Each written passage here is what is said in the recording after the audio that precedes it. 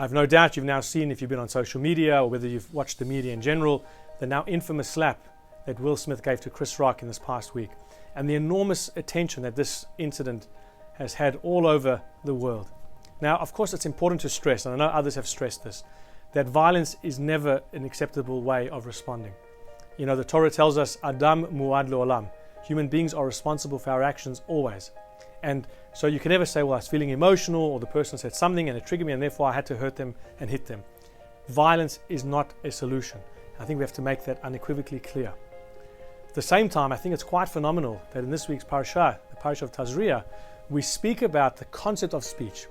In fact, this particular skin malady or infection called Tzaraat, which could have been on your skin, as I mentioned, or on the walls of your home, or on your clothing, our sages explain that it was a result of speaking negatively about another person, Lashon Hara.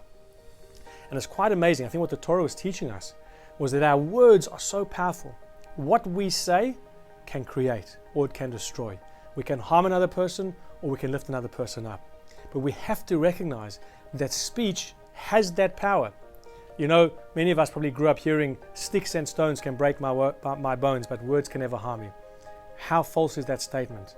Because the Torah is telling us that our words, although we might not think that they can impact or cause damage, they really can. And unfortunately, sometimes when you've said something, it's very hard to take that back. So we have to be very conscious and very clear. And so I think this incident, whilst it has highlighted that we have to be very careful when it comes to not responding out of emotion, and of course, as I said, violence is not acceptable, but at the same time, it also reminds us about the power of speech. And all of us have that responsibility. We all have the ability, as I said, to lift up or to bring down, to build or to destroy. Let us use our speech for the right thing. Let's think about how we can speak empathetically, respectfully, kindly, to try and help others through this gift that God has given us. A wonderful Shabbat ahead, and only good things this weekend.